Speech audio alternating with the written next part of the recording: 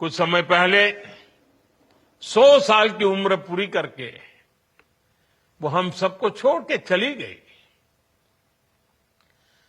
मेरी उस मां को, जिसका राजनीति से कोई लेना देना नहीं, जिसका शरीर भी अब नहीं है, मेरी उस मां को आरजेडी कांग्रेस के मंच से भद्दी भद्दी गालियां दी गई। माताएं बहनें, मैं देख रहा हूं आपके चेहरे, आपको भी कितना दर्द हुआ होगा। मैं देख रहा हूं कुछ माताओं के आंख में आंसू मुझे नजर आ रहे हैं। ये बहुत ही दुख देने वाला है, कष्ट देने वाला है, पीड़ा देने वाला है। क्या गुनाह उस मां का, क्या गुनाह जैसे भद्दी गालियां सुना दी जाए। साथियों, हर मां अपने बच्चों को बहुत तपस्या करके पालती है। यहां मेरे सामने बैठी हुई हर मां उतनी ही लगन से, उतनी ही तपस्या से अपने बच्चों को पालती है। बच्चों से बड़ा मां के लिए कुछ नहीं होता है। मैंने भी बचपन से अपनी मां को ऐसे ही रूप में देखा था। उन्होंने बहुत गरीबी में बहुत सारी तकलीफें सहते हुए अपने परिवार को, हम सब भाई बहनों को पाला था। मुझे याद है, बारिश का मौसम आने से पहले मां इस कोशिश में जुट जाती थी कि छत न टपके, ताकि उसके बच्चे चैन से सो सके। मां बीमार होती थी, फिर भी पता तक नहीं चलने देती थी, काम करती रहती थी, काम पर जाती थी। वो जानती थी कि अगर उसने एक दिन आराम किया तो हम बच्चों को दुख सहना पड़ेगा। कठिनाइयों का पता मेरे पिताजी को भी लगने नहीं देती थी मां। वो अपने लिए कभी कोई नई साड़ी तक खरीदती नहीं थी। वो एक एक पाई जमा करती थी ताकि अपने बच्चों के लिए एक जोड़ी कपड़ा बनवा सके। और बात भले मैं मेरी मां की कर रहा हूं, लेकिन मेरे देश में करोड़ों मां ऐसे ही तपस्या करती है। मेरे सामने जो माताएं बहनें बैठी है ना, उन्होंने भी इतना ही कष्ट झेला है।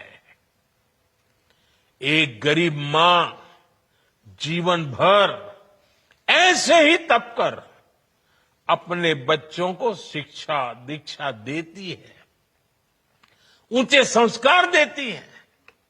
इसलिए मां का स्थान देवी देवताओं से भी ऊपर माना जाता है। बिहार के ही संस्कार हैं, और हर बिहारी के मुंह से तो वो बात यूं ही निकलती है, माई के स्थान देवता पितर से भी ऊपर होला।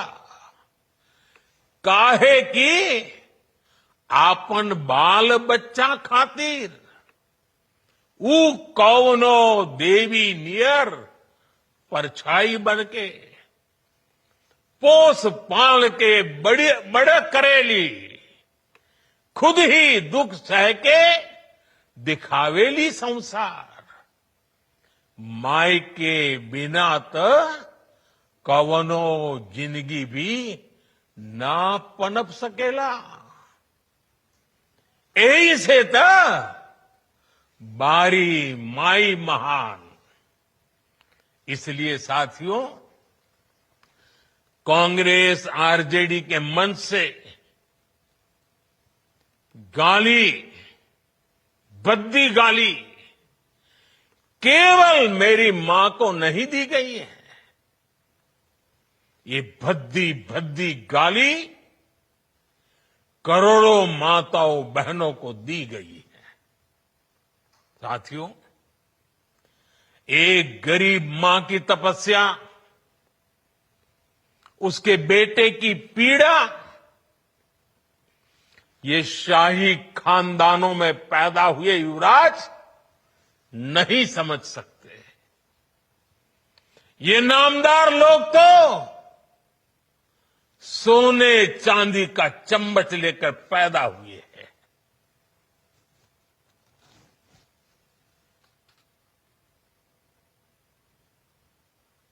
वो तो यही मानते हैं कि देश और बिहार की सत्ता इन्हें अपने खानदान की विरासत लगती है। इन्हें लगता है कुर्सी इन्हें ही मिलनी चाहिए। लेकिन आपने, देश की जनता जनार्दन ने एक गरीब मां के कामगार बेटे को आशीर्वाद देकर प्रधान सेवक बना दिया।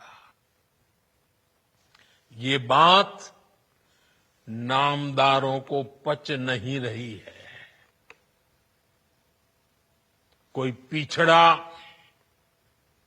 अति पिछड़ा आगे बढ़ जाए, ये कांग्रेस के तो कभी बर्दाश्त नहीं हुआ है।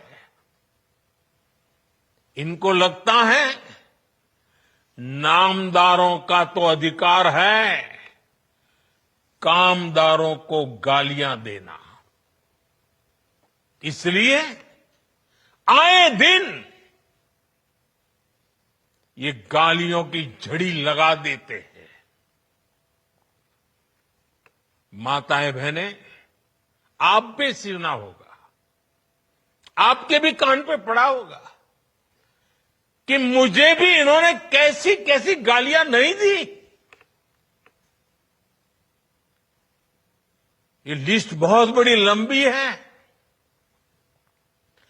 और उनका कोई बड़ा नेता भी ये गालियां देने में बाकी नहीं रहा है। ये नफरत, ये नामदारों का अहंकार, ये कामदार के खिलाफ गाली बनकर के फूटता रहता है। कभी ये मुझे नीच कहते हैं, गंदी नाली का कीड़ा कहते हैं, जहर वाला सांप बोलते हैं। आपने तो अभी अभी सुना होगा, यहां बिहार चुनाव में भी मुझे तू तड़ाक करके गाली देकर इनकी नामदार वाली सोच बार बार उजागर हो रही है।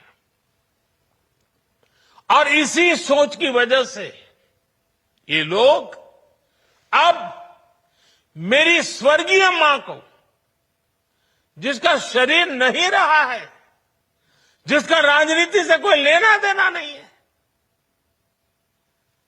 ऐसी मेरी स्वर्गीय मां को भी अपने मंच से गालियां दिलवाने लगे हैं।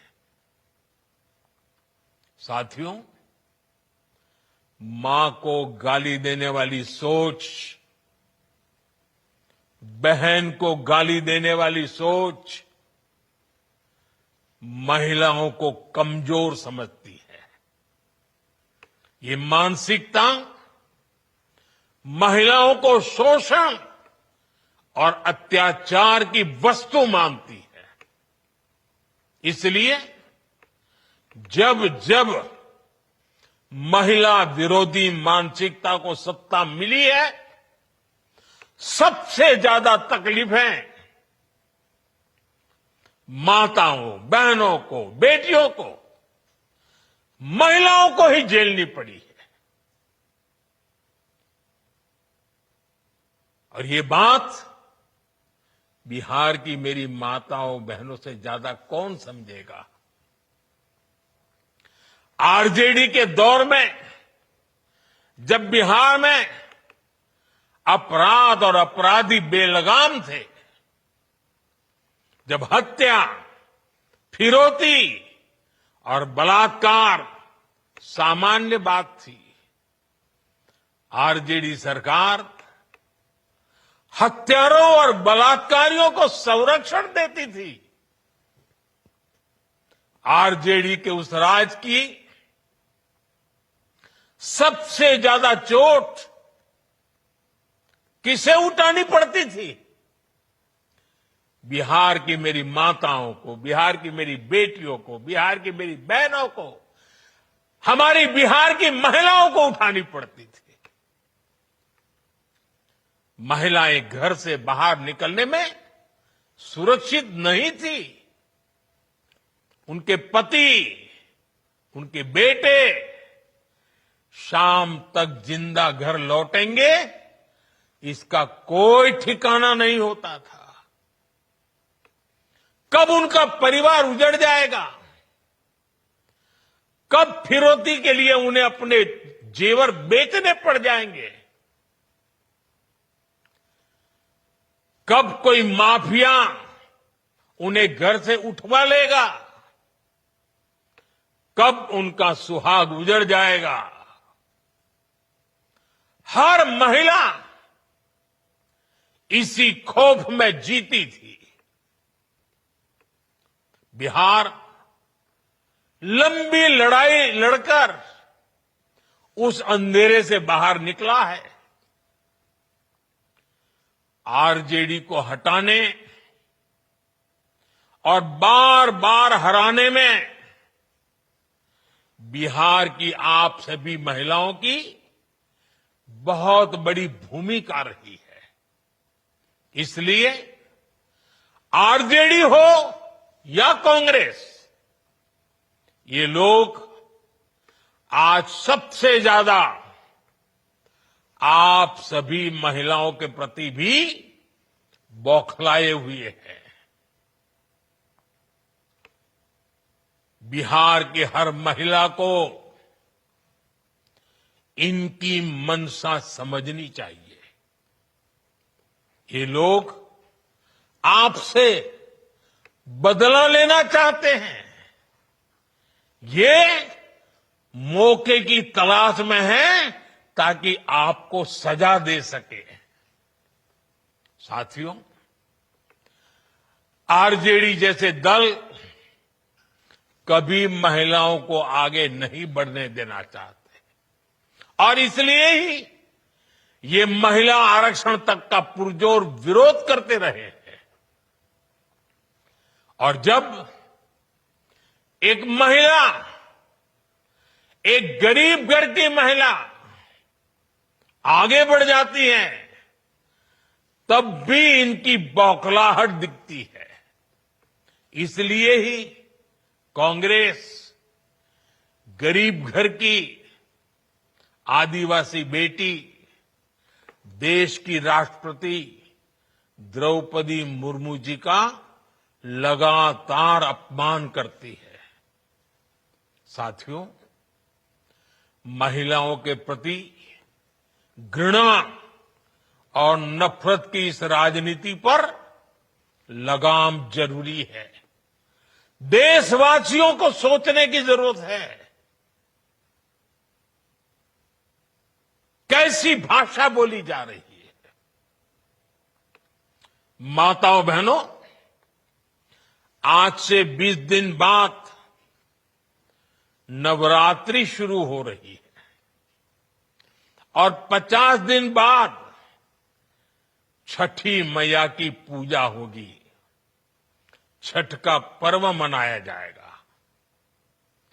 मैं बिहार की जनता के सामने मां को गाली देने वालों से कहना चाहता हूं,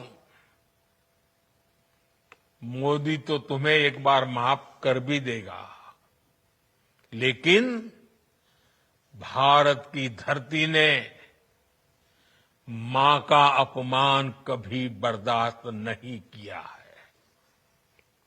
इसलिए आरजेडी और कांग्रेस को 7 बहिनी से माफी मांगनी चाहिए, छठी मैया से माफी मांगनी चाहिए। साथियों, मैं बिहार के लोगों से भी कहूंगा, इस अपमान की जवाबदेही तय करवाना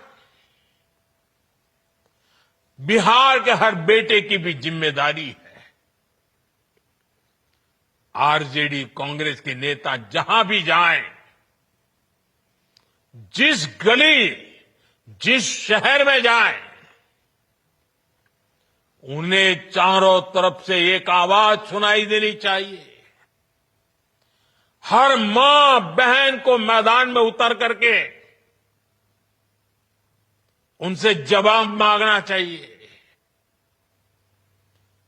हर गली मोहल्ले में से एक ही आवाज आनी चाहिए, मां को गाली नहीं सहेंगे, नहीं सहेंगे। इज्जत पर वार नहीं सहेंगे, नहीं सहेंगे।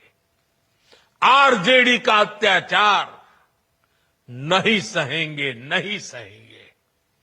कांग्रेस का वार नहीं सहेंगे, नहीं सहेंगे।